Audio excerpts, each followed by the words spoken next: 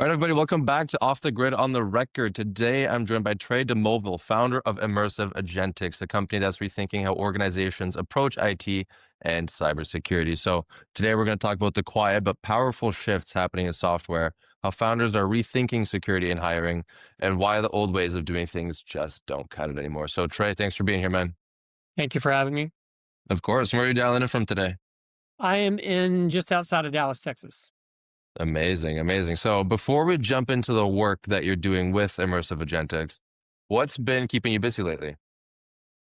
Well, so I think that we are actually trying to use more AI agentics, AI employees to give our clients more of their time back so they can do what they're supposed to be doing, right? So that's kind of what Mhm. we do is use AI to fill time gaps so they can concentrate more on whatever floats their boat, right? So When you've built a company around this really interesting idea of immersive security and smarter IT solutions. So what was the spark for starting something like that?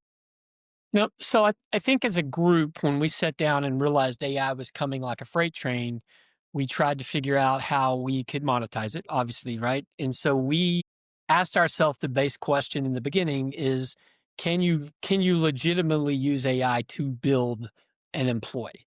So we went out and got some job descriptions and we started using the job descriptions to build these base prompts for like data researchers or anything like that to entry line sales positions. If that's like kind of a low barrier of, like entry level positions that are Hmm. very repeatable, right? You make calls every day, you make emails every day, or anything like that. And lo and behold, guess what? You can make AI do a lot of that. And so we stayed heavy into the large language models because they're more robust and they have more data pushing them in the back end. So the agentics were able to stay more conversational and things like that because the memories were bigger. And lo and behold, we build AI employees now for small teams, right? So we just add AI employees to small teams. So yeah. And how small are we talking here? Well, I mean, I think that I mean, again, this will kind of dovetail into the security thing. Some of the smaller companies work with, I mean, we work with, a guy, just it's just him and his dad, and they're mechanics. Hmm. We put AI in their team doing things that they don't want to do. We have nonprofits on the team that have a team of 10 or 15. We have some small companies that are on the team that are serving as their own IT, they're serving as their own HR, they're serving as their own marketing, their own so really it's small to mid-sized businesses. Honestly, when the business gets a little bigger, two things will happen, right? They have like really robust internal IT departments, or they are bringing in-house AI experts at that point. So we see a lot of that. So, Fair enough. That's huge. And I mean, speaking of that, I mean, a lot of founders in your space either come from, either heavy tech or consulting background. What path did you take to get where you are today? yeah, so I think that's an interesting question because I don't have a heavy dev background. What I would probably be considered as a UI expert. So from my Hmm. standpoint, I've always been a product guy that works with dev teams to build a product that the user likes and the user does. So a lot of my background and work is building the UI product for user inputs and stuff like that. Hmm. And so that's generally where I came from. So like me looking at AI and figuring out what AI can really do, for me, it's like the ultimate playground because the devs have made this incredible tool that a UI expert says, I wonder what I can do with that tool. And whether you're getting answers, whether you're running data sets, AI back in with UI expert is like the great blend. And so that's how I got into it is AI is coming. It's coming for all of us. It's Hmm. not going away even to the point of, I mean, like you can't watch TV for 10 minutes without somebody saying we have AI. That's Yeah. not always that's not always AI, but I digress. And I think that's kind of the way it rolls. And you're in a situation where we realized we had to learn AI and what it was capable of if we were going to be successful and if we were going to successfully help our clients. And Hmm. like I said, I'm probably considered a UI expert on use cases of how people use websites and use SaaS. So for me, it was like a natural evolution. Fair enough. I mean, we also kind of talked about this when we met earlier, but it was the idea of a quiet shift in how, software and cybersecurity are being approached today. I mean, More not as quiet, but as more of a freight train as you described. So, I mean, what do you mean by that? Why is it so fast to be adapted? Right. So I think that when you look at, and cybersecurity is not my background, but I certainly understand the importance of data integrity, proprietary information, and all of that. So one of the first things we saw, and you asked like companies we work with, again, if you work with too big of a company, they want to hold on to all that proprietary knowledge. And there's a lot of fear that AI is just going to take it and rip it. And so there's a lot of embedding AI inside, right? So like there's air gapping AI inside of companies now at some point. It takes a lot of internal teams and all that. So from a cybersecurity standpoint, you're also getting in a standpoint where we're getting to a point that critical mass is coming with quantum computing and stuff like that coming on, that these computers are going to be able to work in multiple dimensions at the same time.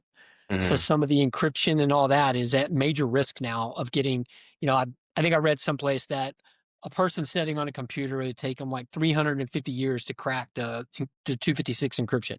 Hmm. AI working in quantum realms, they layer it out multiply, go at the same time, takes like 17 days to crack the encryption. So I think that's the security around our data is going to become really, really important as speed comes online.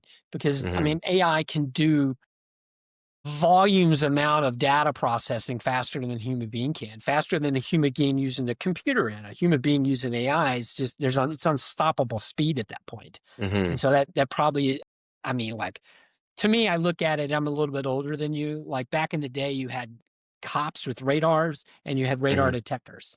And then they would come out with a new radar and then they would come out with a new radar detector. And the Hmm. businesses were probably the same business at the end of the day, making money on both sides. But the reality is that's kind of where we are. Like I have faith that our cybersecurity experts know this is a freight train coming down the track and they're on top of it. So much Hmm. like the Y2K bug, like when it finally hit, like they had figured it out by then. Like they're Yeah, going to figure this out. But the speed of AI is going to make a lot of our encryption crackable now, right? And so they'll figure that out, right? So exactly. Well, I mean, I want to talk on something small that you said because I mean, when companies reach out to you, what's the biggest gap they're usually trying to fill? Is it, people, process, or is it just like too much noise from all the other tools? I think actually that's a really good question. And I think it's kind of all of the above because what's happening is, and we've seen this shift in behavior, right? So clients start coming to us to help us leverage AI to help give them time or Hmm. to keep them lower staffed, right? Because the small businesses, a lot of it is about efficiency because you just don't have the capital sometimes. What we have seen, and you talk about the noise, is there's been this onslaught of the jargon of AI just collapsing into society. And I Hmm. think that that is caused dissonance and confusion from a standpoint of like, what does that really mean? And listen, I mean, like everybody has AI, but it's not AI. It's not what OpenAI launched. It's Hmm. not the large language model. Now, eventually they'll probably get there. But I think that, machine learning is underneath the AI umbrella. There's no way around that, right? So I Hmm. think sometimes businesses have a tendency to replace machine learning with the term AI because it's slick and sexy to say we have AI when they really Hmm. mean is we have advanced machine learning. Hmm. Okay, whatever, tomato, tomato, I get it. But at the end of the day, some of these embed AIs and some of this software is just not as robust as what the intent was for Claude, well, Anthropic, OpenAI, Gronk. The intent of those large language models are much different than some of the embedded AI you see in the SaaS platforms, right? Hmm. AI backed data research. Yeah, yeah, okay. But we use machine learning 20 years, right? Now it's Yeah. evolved and AI has helped machine learning get faster, but it's still like high level machine learning. But I think it's confusing people. Hmm. We talk to a lot of people that, they come in and they ask for solutions. And they're like, "Oh, we need to do this." I'm like, "Well, that's not AI. AI can't help you do that. You're talking about Hmm. automation, right? You're Yeah. talking about automating processes. That's not necessarily AI." So we work with a lot of our clients in like a linear progression of how do you get from point A to point B. That's automation And then where can we drop our AI employees inside of that line Hmm. to help take out some of the human time needs? And so if we could put AI into, into cleaning data, I mean, data is like the lowest, it's the entry point, right? Cleaning Hmm. data, AI does really well. If I can make AI clean data for a company, then the company can take a researcher and have it analyze data instead of cleaning and analyzing. So it's cutting their time and allowing them to do more higher value type of things, right? Hmm. Of course. I mean, do you find that most of the people that you speak to even know where their risks really are, where they know that they need help, or are they, usually, kind of blind, or they discover their blind spots only when something goes wrong where you have to highlight it for them? So I mean, in general, you just talked about like AI or not AI, right? People were usually not aware of their blind spots until they get hacked or Hmm. something like that, right? And so I think that again, the risk is AI is putting all those things on speed. You don't know what you don't know until you don't know. I think Hmm. everybody, I think that there's always two ways to handle things. When new things disrupt the market, right? AI disrupts the market. You have two different approaches. One, let's get all our stuff out of, let's get all our stuff back. What are we going back to 3.5 floppies? We're going to download 3.5 floppies and go put them in a file drawer. Like, I don't think that's probably productive long term, as opposed to like letting AI be a part of the process. And too many times what we've seen is people want to treat AI as this outside entity sometimes instead of learning how to leverage it for your needs better. And that's really, I mean, that's really what it's about is like, it's a tool. How do you leverage a tool, whether it's for security or whether it's for data, whether it's for like, just replacing some human redundancies? Like, where do Hmm. you use the tool for max efficiency? And I think that, like, from a security standpoint, I have seen people shy away from AI, and I've seen people try to like adopt AI as a part of their like protocols. And one of them is going to be more successful than others. And, some Hmm. of them are going to be beta players, Betamax players, and we can't even find those anymore kind of thing, or VCRs nowadays, but I mean, speaking of, well, I like the topic of cybersecurity because, I mean, hiring has always been a tricky part of that. I've heard that, countless times. So what's changed most in companies that, are hiring, but what are they looking for? What's different? What have you noticed that, your employees, your AI employees can do better than, a human? And what are some of the limitations? I think that our AI employees do repetitive tasks really well. So if we can identify repetitive tasks really well, AI can do those tasks, right? We have seen that, right? So I think that that's a good thing. I think what AI doesn't do well right now, and like I'm like, I guess this is the thing, right? AI is like a pitcher. No, I'm sorry, excuse me. AI is like a catcher, right? It Hmm. has to have the ball pitched to it. It can throw the ball back, but it can't pitch the ball.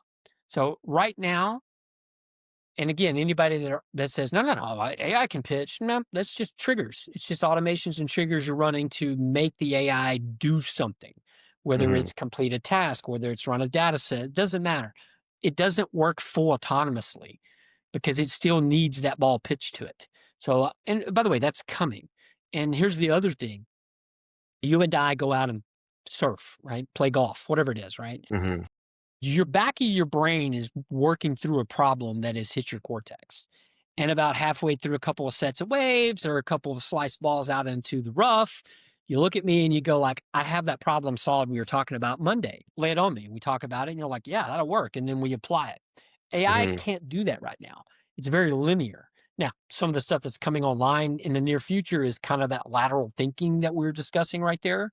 So, and again, again, I am not the devs. I'm not the foremost expert on how this is designed, but from a use case standpoint, AI works very linearly, right? It just goes from step to step to step. So if you bring on cron processing, I don't know if the lateral thinking is ever going to be there, but the problem is you can enter multiple channels of linear thought process at the same time, basically giving you lateral processing. And Hmm. so it's solving problems in tandem and things like that. So right now, I think some of the limits that they are obviously going to overcome is some of like what you and I would call lateral thinking, right? Where we're Hmm. solving problems while we're driving in traffic or something like that. AI doesn't do that well, but the problem is it linearly solves at such speed, it probably doesn't matter at some point. So, and Exactly. I think from a security standpoint, You're in a situation where that has to be taken into consideration. They have Hmm. to understand what AI is trying to do and you solve around it. I mean, Fair for enough. now, until Skynet or the Matrix gets here, humans are still in charge of, speaking of unplug AI. And I think Hmm. that, but what this means from a security standpoint, okay, that means that hackers that use phishing scams or anything like that, they can do that at breakneck speed now. They can hit Exactly. servers so fast, or they can hit contacts so fast in a database. Like IT's got to keep, security experts got to keep up with that, right? So Hmm. if it's one guy hitting an endpoint from a phishing standpoint, that guy is now multicast across because he can have AI hit the same point, just bam, bam, bam, bam, bam, bam. So that, Fair like some enough. of that, like phishing on speed, right? I mean, some of that is obviously has to be dealt with, and they are, right? I mean, I have enough buddies in the security thing that these are the thing that keeps them up at night. A hacker Hmm. hitting firewalls. It's not a hacker hitting firewalls. It's a hacker with a fleet of AI hitting firewalls.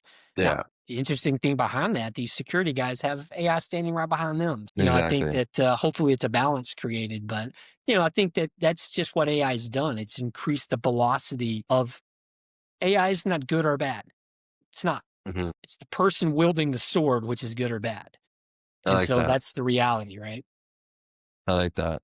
I think that's huge, and I love the way you worded that. I'm definitely going to use that. Hopefully, that's not copyright that, but Yeah, I just made it up. You can have it. that's good. But do you see companies over investing in tech tools, but under investing in people and training on how to use them? Well, I mean, you just described a problem with corporate America that exists beyond Mhm. AI, right? So It's generally true. speaking, we overhire and underinvest.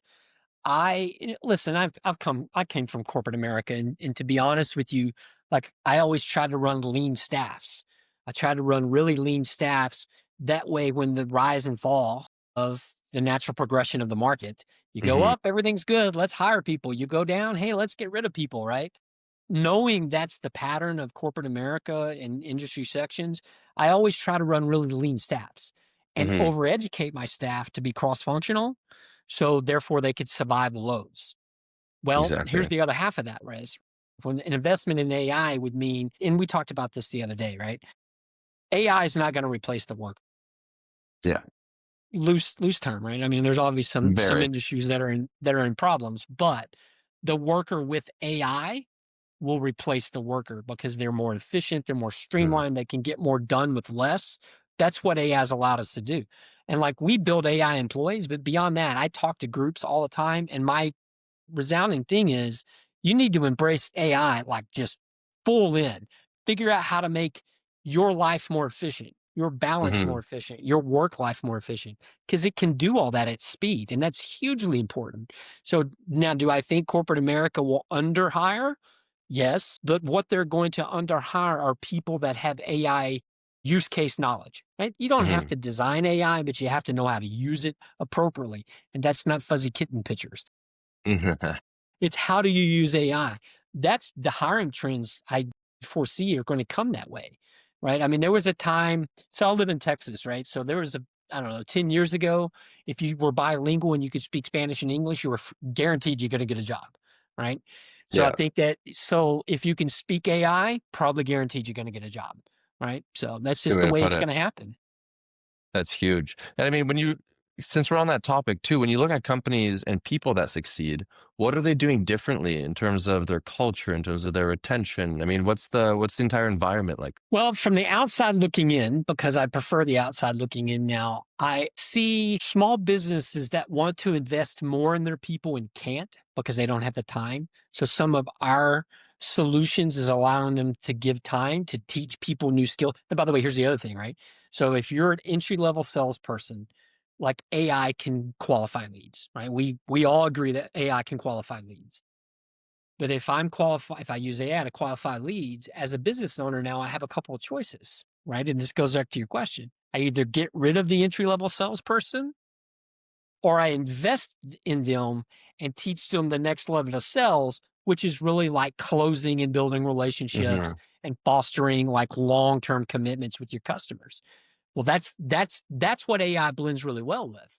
So again, I would never recommend getting rid of people, but you can invest in your people to make them a stronger core unit when it comes to relationship building and says, because listen, as of yet, I cannot build a relationship, right? AI can't right now.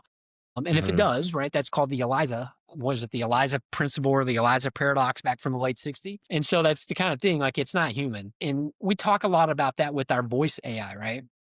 Because there's a couple of clients that have said, hey, we want to use this voice AI. And I'm like, no.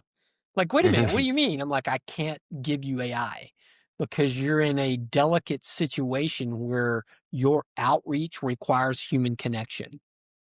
So Mhm. the reality is, and like I say this, right? AI is perfectly imperfect, Mhm. which means it doesn't make mistakes. Now, I've heard people say, well, you can program mistakes in there, but why would you do that?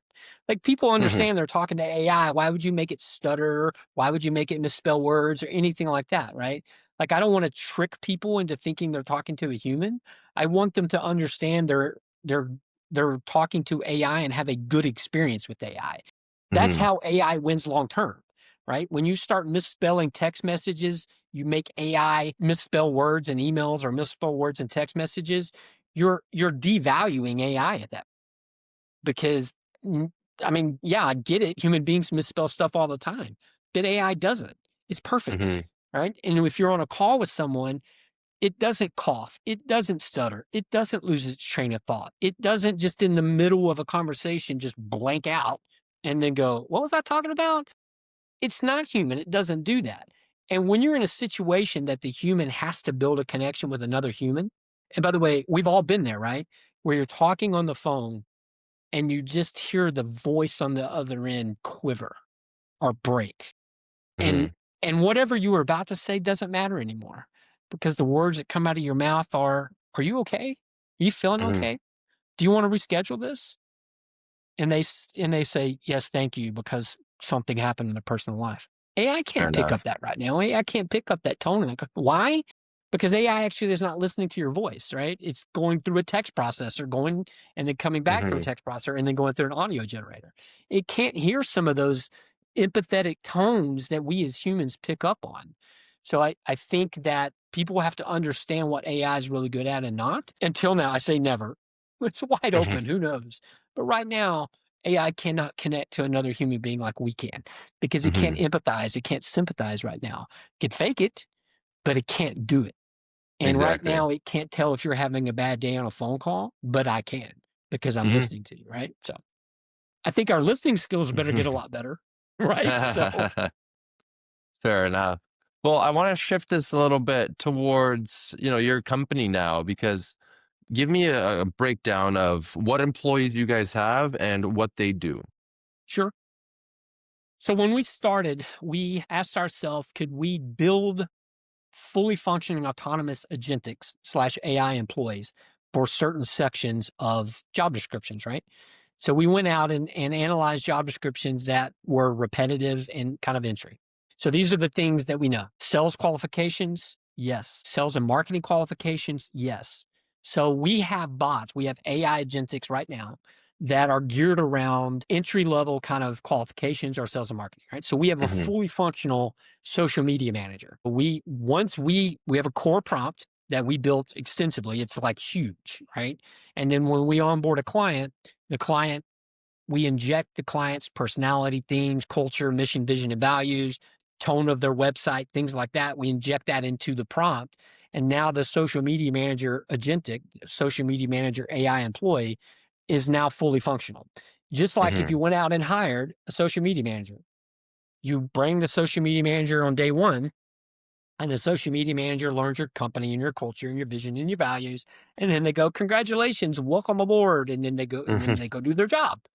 And then maybe you catch them in the cafeteria and say, hey, Bob, I didn't really like that post from last week. And Bob says, ooh, don't do that again. Well, it's the Mhm. same thing here. If you don't like a post, you let us know. We change the prompt. And so this is completely autonomous social media manager that just works Mhm. relentlessly. And it's actually been pretty successful because it can post more, it doesn't call in sick. Hmm. It doesn't, so it just posts, and it posts based on clients. Clients, you want to post twice a day, once once a week. Just it doesn't matter to us. Just for us, we just set the job description up. You will do X, blah blah blah blah. Right. Hmm. We actually figured out how to inject emotion into the prompts. And here's the thing, right? Technically, AI doesn't know what time it is. Like if you were to ask ChatGPT what time it is, it guesses. It guesses based on metadata and stuff like that, right? So you have to give it the time. You have to tell it where it is. So we actually use timestamps and things like that to put emotion into our social media manager. So Hmm. on different days of the week, we can write different emotional captions. We can do tech tips, whatever we need to do, but it's based on randomization of logic, right? And Hmm. so then I'll tell you one of the one things, and I think this is, I don't debate whether I want to tell you this because I think we've stumbled onto something that's a little unique, but there's something that we're all tired of. And I think from a human behavior standpoint, we're all very tired of what I'm about to describe to you. Hmm. Our email inboxes are flooded with the templated call to action, pretty little templated pictures that the only thing that changes is the first name. Like Hmm. we did not like that. And by the way, IT treats those differently, right? So like they know they're coming because they can see how they come in, so they treat them differently, right? They don't always get Hmm. to you. So we sat down and wondered if we could bypass that. So we built a personalization AI agentic email assistant. Plug it Wow. into the back of your email and it just emails like it was you. Well, again, it's got its core prompting, but once we sit down and learn how you like to send emails and all that, like our AI, when you feed it a data set, it emails custom emails to every one of them. So if you have 100 people, it's 100 customized emails, subject line and tone and all that. The more you have in your data set, the more customizable we can make the email. And if you have Bob's a golfer and he's left-handed and whatever it does, the more you have, the Hmm. more we can make AI customize that email. It literally looks like our clients sat down and took a long Saturday or a long weekend or a long week and wrote 1,000 customized emails for every person that was in that two line, right? Theming it, using tones, using things that we could provide, that, hey, Bob, I know you're left-handed, whatever, doesn't matter. Like it looks like our clients sat down and wrote 1,000 emails and sent them out Hmm. personally. And that's different. That hits different. It looks different. It's certainly going to combat the blast email template that I mean, like we all know them. We all see them Hmm. come in and you kind of go, there's another one. Now, so you're really looking at the from. If you like the domain, the company, and you're like, oh, Bob works over there. Like, poor Bob. I beat Bob up all the time. And so, Yeah.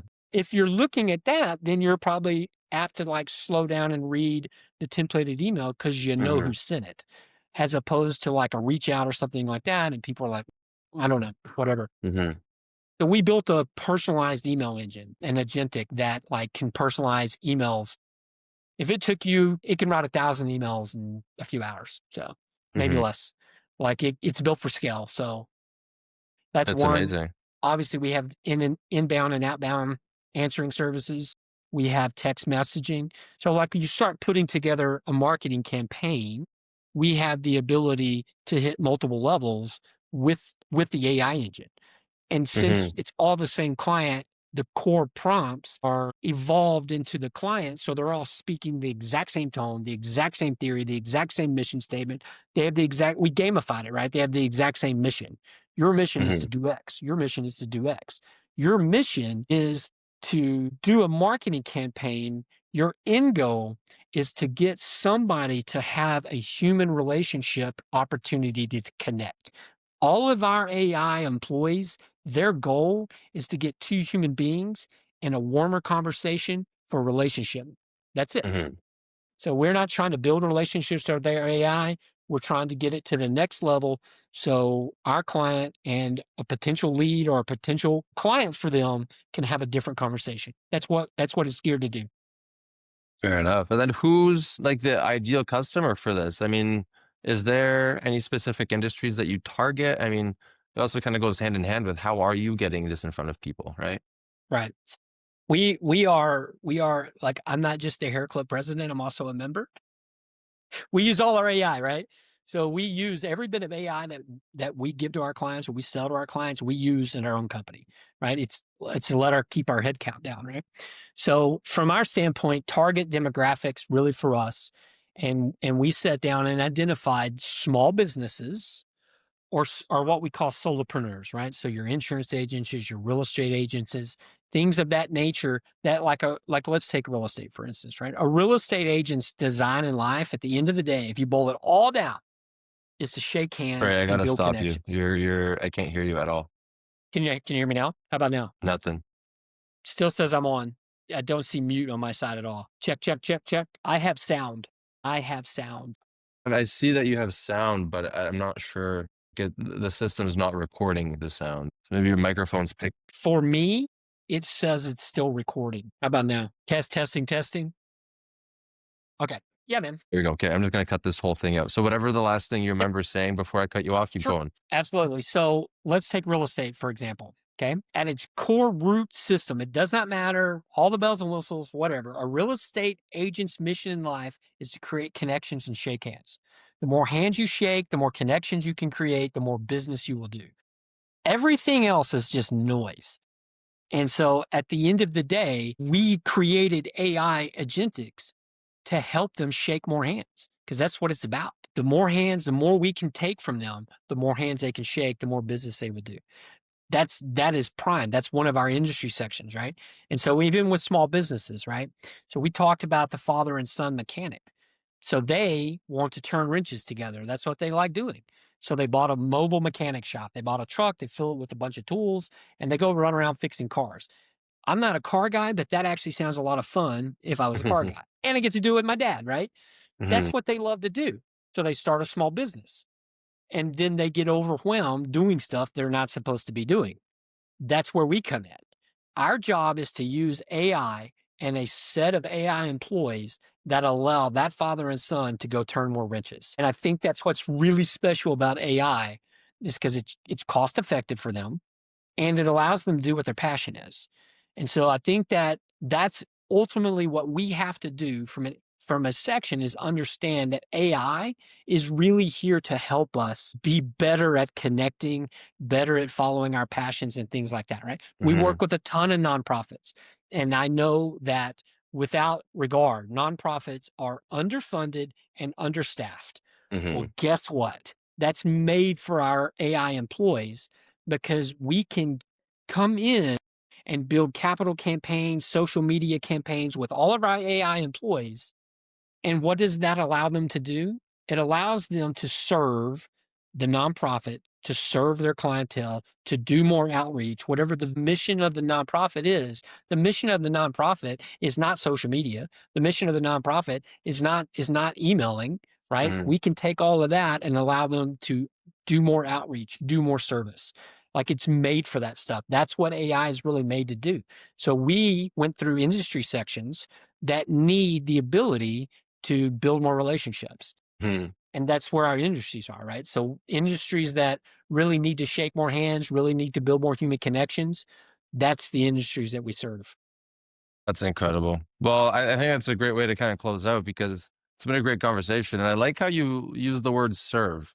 I mean, that's highlighting the subtle but important changes happening in software and, security, like how we talked about. And the fact that it's not just about tools, but about people hiring and how, companies actually think about their risks and, where those little gaps are. I mean, for anyone who wants to learn more about your work with Immersive Agentics, where's the best place for them to connect with you or the company? So I think immersiveagentics.com is probably the easiest place to find us, right? So we are I mean, that's any information you need, the ability to connect to us, jump on our calendars, immersiveagentics.com. That's probably the best place. That's amazing. And thanks again for joining us, Trey. And to everyone listening, if you enjoyed the episode, be sure to subscribe, share it with someone in tech or cybersecurity, and check back soon for more founder stories and real talk from the front lines of innovation. So, Trey, thanks again. Hopefully, we'll have you on again soon. Of Yeah, thank you for having me. Thank you. course. Take care, everybody. We'll see you next week.